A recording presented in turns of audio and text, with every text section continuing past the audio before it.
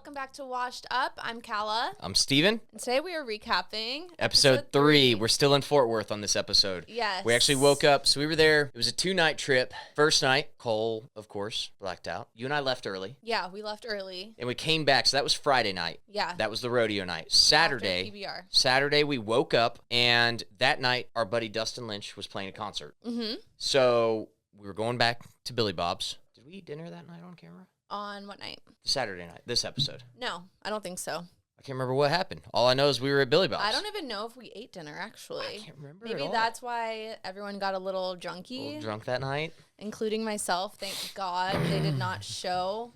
They saved you. They did save me. They showed one thing where you were like... Thank you, Russell and Brandon. They showed one scene where you were talking to the bartender and you're like, I'll have a drink. I was like, vodka Sprite, yeah. Or tequila. I was like, yeah.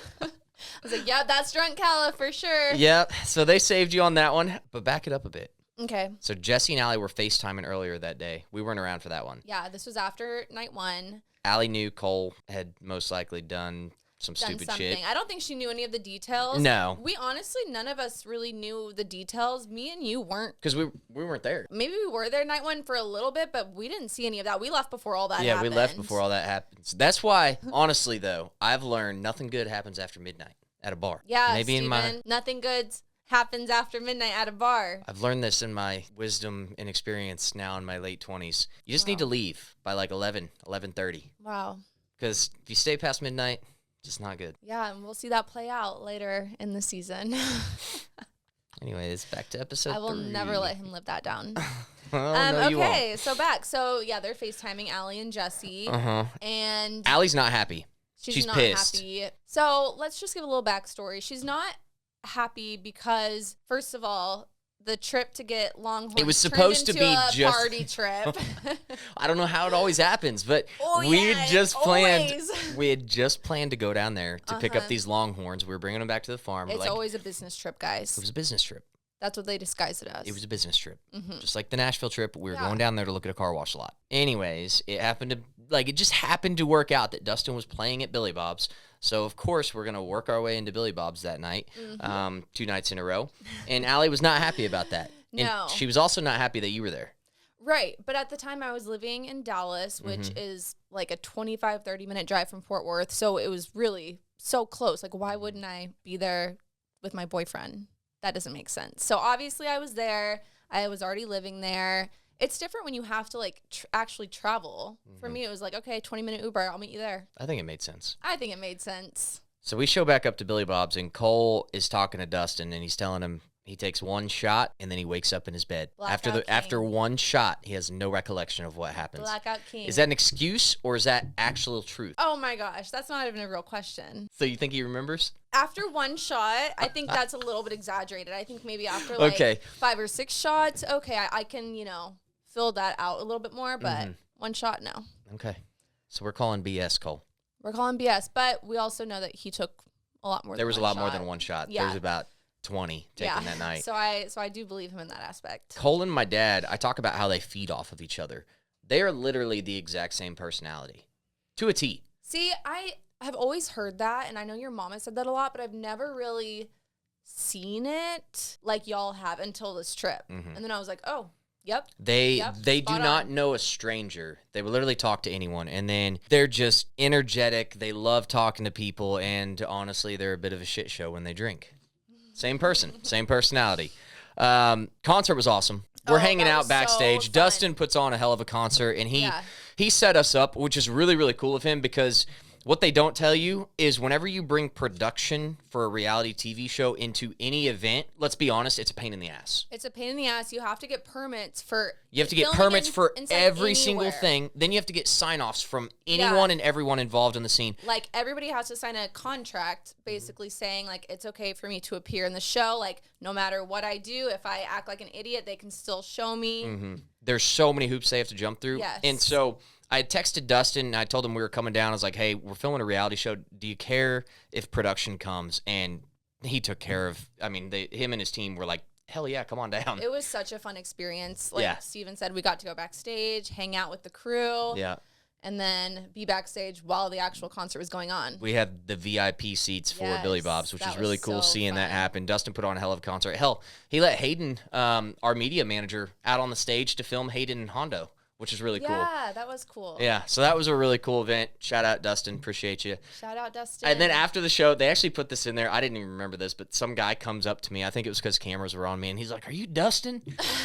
Steve was like, yeah, I was like, "Yeah, you can call me that." I was like, "No, man, it's close, but I'm not Dustin." You probably ate that up, though. I did. I was like, my voice is almost as good. Oh, yeah. It's close. Of course, homegirl from Arkansas shows back up again. Yeah, what the hell? Yeah, why? Why would she show up again? She loved Coley. Well, we know why, but she wanted that little hoe. What a little And then hoe. Here's the thing. She asked Cole, and of course Cole gets off on this. She asked Cole if he knows how to drive a tractor. Oh, yeah, don't ask Cole that. He was offended. He was offended, but slightly turned on. Like that's like a Why? Why would he be turned on because by that's the one thing he's very good at. Debatable, but he knows how to do. So it's like that's like you're questioning his manhood. Babe, that's like the meanest thing to say, that's the only thing he knows how to do. Actually, we just did a podcast. It's not the only thing he knows how to do. Cole, I give Cole a lot of shit because he's funny and I like to make fun of him. But and that's your brother. It's my brother. It's a given. I didn't know Cole and Jesse listen to these. No. I was doing the podcast an hour ago with them for Meet the McBees, and Cole, somehow this got brought up on Washed Up, and Cole's like, "Oh yeah, I listened to the last episode," and I was going in on him on the last episode. Oh no, I know we were.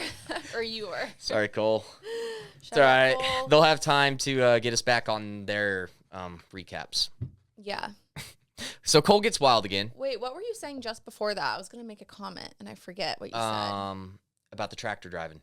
Oh, yeah. Wait, let's touch on that for a second, because I don't think people know that it's a little bit more complex than just, like, driving a car, putting your car in drive. Oh, no. It's, like, super technical. There's so many, like, shifts and gears. There's three different screens in a John Deere tractor. There's so many different things that are going on in a tractor cab nowadays that it's actually pretty complex. So, yeah, it takes like, a hot it's more than just, like, saying, yo, can you drive a tractor? It's, like, it's pretty complex. So yeah. Can you drive a tractor? I would love to see it. I can. Can you? I can move it forward. Maybe that'll be another episode. I've planed it a few times in my life. They don't let me in a tractor cab very often. I can imagine Things usually happen. Uh-huh. All right. So Cole gets wild again, of course, but you get a little drunky, so we left early. We left early. It was time for me to go home. It's time for Calla to leave. Yeah, well, and to be honest, though, the night was starting to slowly turn into another shit show. Oh, it was. You everybody was getting sloppy. Everybody was getting drunk. So it was like, okay, we gotta go before we're. You were not happy that I made you leave either, and I was having a good time. I was like, I'm trying to save you. Now leave. I was just trying to have I was fun. like, we're mic'd up. There are cameras on us. I just walk out of the bar. It's better that we left, though. Yeah. You'd ended up like Colt, not like making out with someone in the bar, but sloppy wise. I would have ended up getting kicked out of Billy Bob's again. Absolutely. Again. Can we tell that story? Should we? Please. Actually, it's really funny because that night that we're not. Stop it with that face. Okay. The night of Dustin Lynch, I will say, was so funny, and maybe we'll put a picture up of this, but the night that I was kicked out like 2 or 3 years ago at Billy Bob's. 2 months after we finished, no, a month after we finished Joe Millionaire's filming. Yes. So I was kicked out of Billy Bob's. Long story short, I was very drunk. I did not eat that night. I was kicked out, I think, before 12 a.m. I've never been kicked out. You got kicked out at 10 p.m. I've never been kicked out of anywhere before, like, legitimately on my life. And so... You didn't make it through John's show. No, I didn't. We were there seeing John We were sitting in the same VIP area. Yeah, the same area as the Dustin Lynch concert. Yeah, that was bad. It was pretty bad. So anyway, I got kicked out. So this is the funny part. The security guard that was there while we were at Dustin Lynch's. 2 years ago. Yeah, that was 2 years prior. He sees Calla, and he makes a joke because he was the one that had to kick her out the last time. It was the same exact guy. He said, and he literally recognized me. He's like, are you the girl that I kicked out 2 years ago? Or he said... No. He goes, hey, I remember you. And I was like, oh, you do? And he's like, yeah, remember I'm the one who kicked you out 2 or 3 years ago. And I was like, no, I don't remember that, but... Fun times. Yeah, so we took a couple pictures for memories together. Mm-hmm. Yeah. We'll Didn't you take one where you're like... Yeah, I took one where I was like punching him. Good memories. It was a fun night. And that was... Who was there? My dad. So that was whenever Steve in the early episodes refers to the first time I met Calla, she was blackout. That was that night. It was. I'll admit it. But that wasn't the first time we'd met. No, you'd come up to the farm. No, I'd come up to the farm before that. Yeah, that was the first time we'd gone down to Texas. I can't even remember what we went down there for. I don't remember either. Oh, John's concert.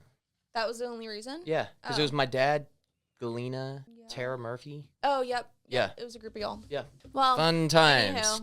Next day, we wake up and we go to pick up our Longhorn herd. We were starting with 4 Longhorns. We bought them from Schumacher, Stacy Schumacher. Her and her husband run an operation down there just north of Dallas. It's awesome. They have really good genetics, and they have beautiful Longhorns. They have beautiful Longhorns. They have some of the best genes you can buy for Longhorns, and typically Longhorns are obviously thought of as like a Texas animal. There's not too many. There's not too many in Missouri. They're a leaner meat. They're like more of a wild, athletic cow breed, so more of like a wild cow compared to an Angus. I just think they're beautiful, and I also wanted to start a Longhorn herd up here for a grass-fed program. So we're actually building up that herd to have a certified grass-fed beef program because it's already a leaner meat, which is to be expected with grass-fed. So it made sense. Yeah, I didn't know that people killed Longhorns. Like, I grew up, you know, obviously Chicago and then Dallas a lot of my life. So I didn't know. I thought it was just like a leisure animal. It's not very popular for beef just because, again, they're leaner. They're lean, yeah. Yeah, so the Angus have more marbling. But for grass-fed, it works. Yeah. So that's what we're going to do with those. We have not slaughtered any yet, just so you know. So all the Longhorns are still alive. We're going to build that herd up to 50 to 75 animals, so there's still quite a few years. But I wanted to get one of those herds going. Now we have bison, Angus, Longhorns. Yeah, y'all have like a full-ass farm going right now. Oh, and it's only getting bigger from here. Yeah, that's a lot of animals. I know. It's cool, though. Yeah, it is cool. So, we have to touch on this. Oh, great. Y'all are driving home. This is the scene where... This is the scene where Steve says, Kyle doesn't ever let you answer your phone. What did he say? After 5 p.m.? After 5 p.m. How can you be a business owner if you don't answer your phone? I have literally never in my life said to you, you can't answer your phone after 5 p.m. or anything along those lines, have I? No, you have not. You get annoyed whenever he calls back to back. Yeah, I mean, yeah, I'll be honest about that. I do get annoyed whenever he calls back to back because... It'll be one of those situations where, no exaggeration, he will call like 15, 20 times in a couple hours. Yeah. And so and then a lot of the time it's not to talk about business. It's just to like shoot the shit or just say something random. So. Yeah, that was a little hyperbole. Hyperbole. Exaggerated. Oh. But on his end by saying that. Yeah. Yeah. It was. And a lot of people He tends to talk in, which I do too. We tend to talk in heavy exaggerations. Yeah, a little bit. Yeah, I'm glad that you could admit that. I do. I admit it. So wait, a lot of people were asking why you didn't say anything back, and you just agreed to it. I said, You're like, yeah, no, I know, because that's just me like de-escalating the situation. De-escalating it, because if you try to defend yourself or defend you, or if you try to like comment back or clap back. Yeah. Where do you think that would go with him? Oh, I know. I just want to make sure everybody I had a else 7-hour knows. car ride. I was not wanting to escalate the situation. Yeah. And honestly, I don't blame you. I would have done the same thing in your situation, knowing what I know. So. Yep. Casey finds out about Brooke from Arena, who is Galina's daughter. What happened here? I mean, it was only a matter of time. It wasn't so much of a secret. I don't No. think. Oh, they were at PBR. That's what happened. Yeah. So Arena was talking to some random dude at PBR. Which is a bar here. Which in is a Kansas bar. City. It's like the most popular country bar here in Kansas City. And the dude's like, hey, do you know Steve McBee? I don't know how they got on that conversation. Arena maybe was wearing a McBee Farms hat or something. I have no idea. Somehow my dad's name got brought up. And Arena's like, yeah, I know him. And the dude's like, yeah, he was in here the other night with a brunette that was all tatted out. This is Galina's daughter. I can't believe this little snake came up and said all of that. Literally not even just knowing spilled it all. the Had trouble. no idea behind it, but literally told Arena that because Arena was out with Galina, Casey. That was the night at the strip club, right? Am I thinking correctly? I don't know. No. That was way further ahead. That You're was thinking of another yeah. situation. Okay, but no, that you was are that. right. That's right. They were at PBR, and that dude comes up, doesn't even know Arena. And somehow they got talking about Steve McBee, and he's like, yeah, he was in here the other night with a brunette that was tatted out. And of course, Arena's like, oh. And Arena's like, oh, really? Because Arena's thinking that my dad's dating Galina. Yeah. And so that was the first sign of trouble. Oh, yeah. Mm-hmm. And so Casey asked Cole about it, and Cole covers. Of course. Horribly, though. Are you kidding me? Casey read through that like a book. Cole's like, who Brooke? What? Who? What? When? Where? Jesse's new Liberty house is being built. So Jesse's been building out this house, him and Allie, down in, it's actually a Kearney address, so it's just north of Kansas City. So that way they have a city place to stay because Allie stays down there. She works as a nurse down in the city. Jesse's all over the place. So if he's working up at the farm, if he's working up in this area, he'll stay at his house up here on the farm, and then if he's back in the city, he'll just crash there. Yeah, they have a beautiful house. It's gorgeous. I'm jealous. Shout out McBee Custom Homes. Yeah, shout out. If anyone needs a home in Kansas City, we actually built some really good ones. If anyone needs a home in Kansas City, contact me to be your realtor. Yeah. So, okay. Stuff. Next on the list. This is where Galina and my dad are talking. And my dad, so at this point. Like they're in the office talking about, the presentation. Yeah, the presentation that Galina makes. Yeah. And Galina's giving my dad compliments, and this is where my dad. This is so hard to like watch. Honestly. It is.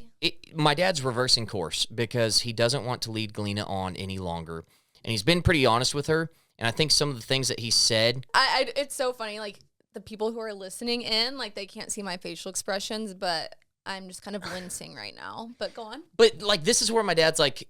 Before he starts to retract a little bit. He retracts, he does. because he realizes everything he's saying, Galina's holding on to it, like to the ninth degree. Is that what the saying is? I have no idea. Like she takes every single thing to heart. Like if he was like, Galina, you're super nice. Like you look good today. She's like, he loves me. Yes. So now he's like refusing to hand out compliments, and Yeah. Galina's complimenting him, and he's like, you make badass spreadsheets.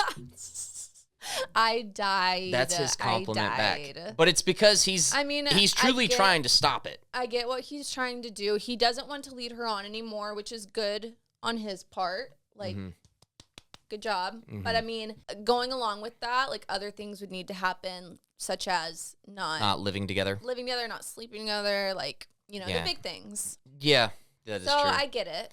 Yeah, I think there was still some very confusing mixed signals. Yeah, I would agree. But I doubt at that part. Mm-hmm. She does make badass spreadsheets, though. She does. Shout out to her spreadsheets. They are fucking badass. They're intricate, for sure. And she is a really good person, so she's awesome. So I don't want to just like slam on her too bad. Yeah, no, and I don't think we're slaying. I wouldn't say we're slaying no, her. That's definitely not our intent if it comes across that way. I think she's a great My person. frustration is understanding, because from our perspective, it's like, Galina, move on. Like, you can find someone that treats you way better than my dad does. That's what we're trying. Like, we know that that's not what's in her best interest. It's not serving her. Yeah, and she just is so stubborn.